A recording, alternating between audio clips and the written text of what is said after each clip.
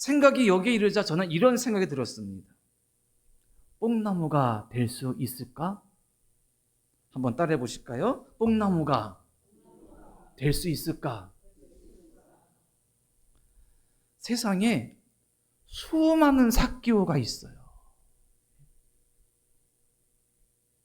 삶의 형편과 상황은 다 다를지라도 허무함과 공허함과 우울과 두려움과 염려와 근심 중에 또 불의함과 죄와 그로 말미암은 고통 가운데 헐떡이는 수많은 삭개오가 있다는 거예요. 나도 그 많은 삭개오 중에 한 사람일지 몰라요. 깨끗한 척하지만 불의하고 믿음 좋은 척하지만 불신앙과 무너져 버린 심령과 삶의 무게와 어려움 때문에 이리 눌리고 저리 눌려서 헐떡거리는 영혼이 나인지도 몰라요.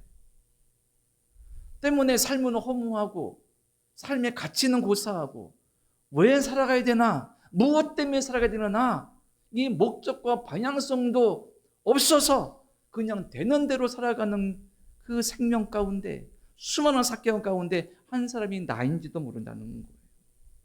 그러다 보니 하나님보다는, 예수님보다는 세상의 가치를 쫓고 세상의 좋은 것을 쫓고 세상의 명예를 쫓고 세상의 물질을 쫓고 탐하며 심지어는 쾌락도 쫓아가고 있습니다.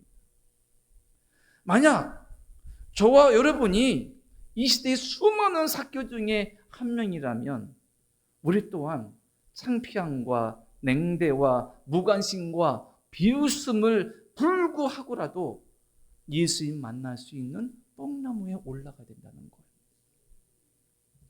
그리고 그 뽕나무에서 내가 예수님 만났다면 완전하진 않지만 예수님 만나 내 마음이 좀 변화되어지고 내 마음에 새로운 깨달음이 있고 내 삶과 세상을 바라보는 시각과 눈이 조금 달라졌다면, 그리고 구원과 생명의 확신이 있다면,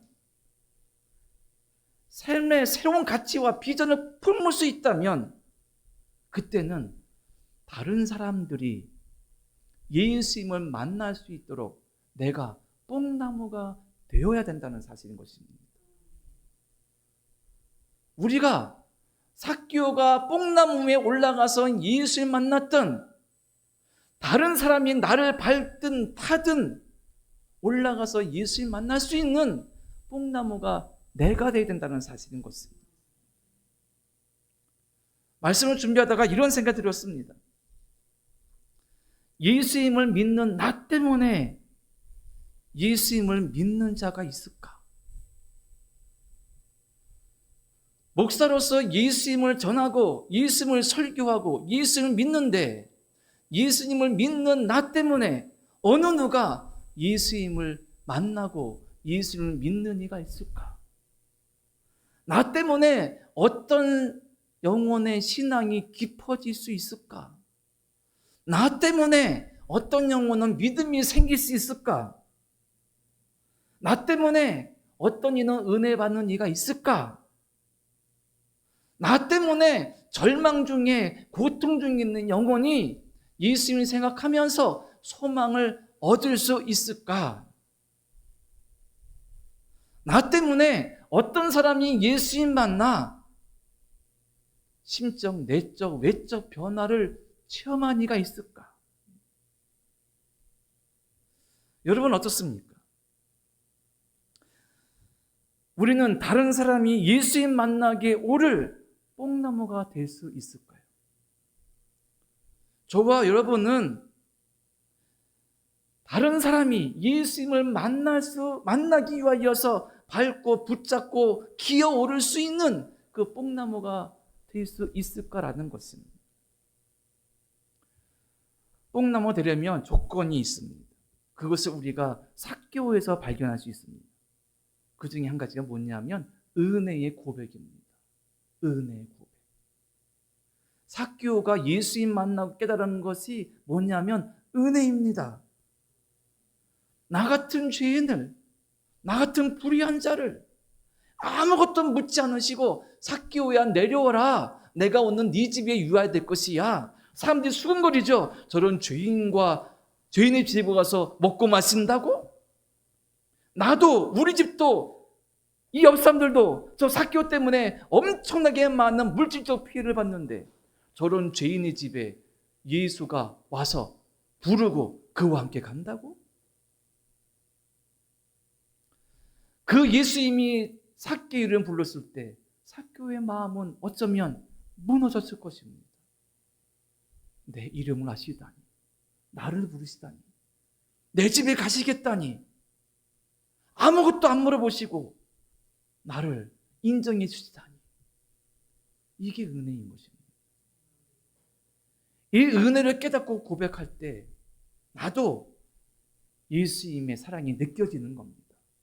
나같이 부족하고 연약하고 의심 많고 믿음 없고 어쩌면 불신앙과 죄악 가운데 가득한 세상에 흠뻑 빠져서 내 맘대로 살고 내가 하고 싶은 대로 하고 예수님의 뜻보다 말씀보다는 내 생각이 앞서서 내 맘대로 살았던 나를 예수님이 나를 사랑하신다고, 나를 위하여 십자가에 죽으셨다고, 그 십자가가 나를 위한 십자가라고, 그 은혜를 거저주신다고, 이 은혜가 내 마음속에 고백되어질 때 우리는 다른 사람이 오를 수 있는 뽕나무, 돌무화과 나무가 될 수 있는 것입니다. 어떤 목사님의 글에 이런 내용이 있습니다. 저는 본 적은 있지만 직접 먹어본 적은 없어요. 곤달걀이란 것이 있다고 합니다. 저는 이 글을 통해서 처음 들었는데 곤달걀. 이 목사님은 저보다 한 10년 정도 연배가 위이신 것 같아요. 어렸을 적 먹을 것이 부족했을 때 동네 양계장에서 구해온 곤달걀을 먹었다는 겁니다. 이 곤달걀은 아마 고른 달걀의 줄임말 같은데 달걀 중에 그 속에 달걀이 때가 되면 껍질을 깨고 나와서 병아리가 돼야 되는데 부화되지 못하고 그 아랑에서 죽은 그 부화되지 않는 달걀, 그걸 곤 달걀이라고 그러는데 그거를 가지고 와서 삶아서 먹었다는 거죠. 지금도 어딘가에서 그건 팔죠. 근데 그 어린 시절 그거를 껍질을 까보면 그 달걀 껍질 안에 웅크리고 있는 부화되지 못한 새끼 병아리가 있는 겁니다. 눈을 뜨지 못하고 털은 나와 있는데 쭈그리고 있는. 근데 그 당시 단백질을 어디서 먹습니까? 그 곤 달걀도 기회해서 그것을 먹었다는 거예요. 아마 지금은 별미로 드시는 분도 있겠죠. 그 목사님은 어린 시절에 그 곤 달걀을 보면서 징그러움과 꺼림칙에도 불구하고 맛있어서 먹었다는 거예요. 그런데 이 알에서 깨어나는 병아리를 의미하는 말인데 뭐가냐면 줄탁동시라는 말이 있다는 거예요. 줄탁동시. 이 병아리가 알에서 때가 되어 깰 때 이 부리로 이 알 껍질을 막 쪼는 겁니다.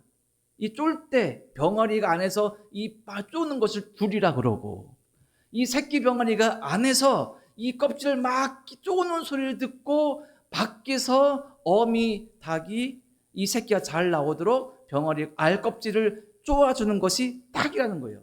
줄탁. 그런데 한 마리의 병아리가 계란에서 달에서 무사히 나오려면 줄탁이 동시에 일어나야 된다. 안에 있는 병아리가 껍질을 막 쪼고 밖에 있는 어미가 그 쪼는 소리를 듣고 쪼아줌으로 말미암아 이 병아리가 알을 깨고 나와서 진짜 병아리가 되고 닭으로 자란다는 겁니다. 이것을 의미하는 말이 줄탁동시라는 말이라는 거예요. 세상에 수많은 삭개오가 있다고 그랬죠. 내 삶에 무게가 있어요. 고통이 있어요. 어려움이 있어요. 실패가 있습니다. 낙심이 있습니다. 불안과 염려가 있습니다. 불의함도 있고 죄도 있어요. 여기서 해방되고 싶고 헤어나고 싶어서 계속 이 아래에 있는 이 병아리가 쪼듯이 껍질을 쪼고 있는 겁니다. 두드리고 있는 거예요. 수많은 사개오들이 그 소리를 듣고 어미가 쪼아주는 것처럼 예수 믿는 자는, 먼저 믿은 자는, 은혜 받은 자는 주님 저 은혜 또 주세요. 왜 안 주세요? 답답해요. 아주 미치겠어요. 예수 믿어도 저에게는 왜 안 주세요가 아니라 내게 주신 은혜를 먼저 깨닫는다면 다른 이가 울부짖고 다른 이가 두드리고 다른 이가 쪼는 그 소리를 어미다처럼 들어서 같이 두드려주고 다시 깨주고 다시 나올 수 있도록 힘이 되어줘야 된다는 사실인 것입니다. 그게 뭐냐면 뽕나무가 되어주는 겁니다. 사랑하는 성도 여러분, 여전히 내 믿음이 약하지만 다른 이에게, 가족에게 예수님 만날 수 있도록 해주는 그 뽕나무가 되어주시고 있습니까? 바울이 말합니다. 로마서 12장 15절에 즐거워하는 자들과 함께 즐거워하고 우는 자들과 함께 울라. 성경은 말씀합니다. 기뻐하는 자들과 함께 기뻐해주고 기쁜 일인 사람이 있으면 배가 아파서 같이 기뻐하지 못해요. 우는 사람이 있으면 함께 울기는커녕 쌤통이다 하고 속으로 그냥 좋아할 때도 있어요. 그런데 예수 믿는 사람, 먼저 믿은 사람, 은혜 받은 사람의 삶은 어떠냐? 즐거워하는 자들과 함께 즐거워하고 우는 자들과 함께 울라. 초대교회 사람들이 받았던 메시지, 실천했던 메시지입니다. 내게 주신 은혜를 깨닫고 체험하고 고백하면서 내가 변화된 삶을 살 수 있다면, 그 은혜를 믿는다면 우리는 다른 이들이 주를 만날 수 있는 또 다른 뽕나무, 또 다른 돌 무화과 나무가 되어야 된다는 사실인 것입니다. 이런 의미에서 뽕나무가 될 수 있을까? 한번 스스로에게 물어보면서 제목을 그렇게 달아보았던 것입니다. 뽕나무가 되기를 간절히 바랍니다.